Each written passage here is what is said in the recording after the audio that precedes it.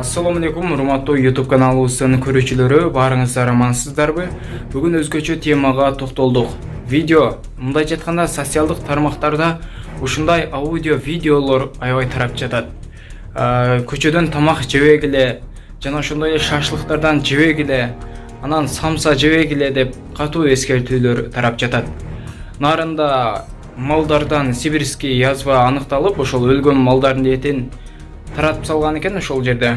Адамдарга жугуп атат экен деген дагы сөздөр тарап жатат. Урматтуу YouTube каналыбыздын көрүүчүлөрү, сиздердин оюңуздар кандай бул боюнча?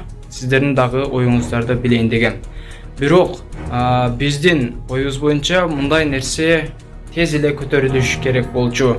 Себебин айтканда, мындай маалыматтардын көпчүлүгү буга чейин ушундай аудио жазуудагы маалыматтар көбүнчөсү жалган болуп чыгып калат да ушундай аудиолор. Ким билет, бирок кантсе да сактанганды Аллах сактайм дейт. Сиздер өзүңүздөрдүн жаныңыздарга ушар боло бериңиздер. Баары эле жайылып сибирский язва сатылган болсо, анда бир эле территорияга сатылат. Бардыгын экспорт болуп кетпеши мүмкүн. Бирок кантсе дагы бул оору бар, бирок чынында бул оору бар.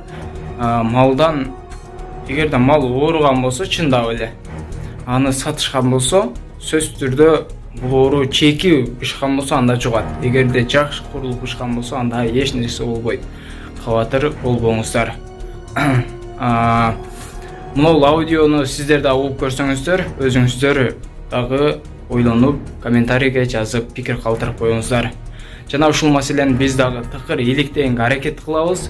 Видеонун ылдыйында колду басып, көпчүлүккө таратып коюңуздар. Жана каналыбызда эң туура жазуучуларыбыздын катарына кошулуп, подписаться деген кызыл жазууну басып, жандагы коңгуроочуну да баса кетиңиздер.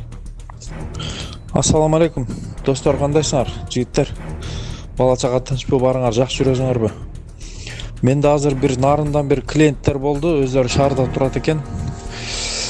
Нарындын бир айылынан сибирский язва малда оору чыгып, аябай катуу жүрүп атыптыр бир айылда. 90 кой, 10 канча жылкы, 10 канча уйдан чыгыптыр. Башында билбей баягы өлгөн малдарды этке тапшырып жүргендер болгон экен, азыр издеп атышыптыр. Байке аял өкөтең санэпидем станцияда иштейт экен. Ошолор азыр издеп неме кылып атышыптыр. Мен көзүмчө телефондон бул жерден ар ким менен сүйлөшүп атышты. Көчөдөн шашлык, эт, манты, жанагындай эт кошулган любой нерсени жебегиле, достор. Бала чаканда этет кылла, көчөдөн малдын этин вообще албай тургула. Сибирский язвада бул өтө жаман оору да. Ошон үчүн этет болгон, ылдыйдан кутурма чыгып атат. Малдын этинен алыс болгула, малдын этинен.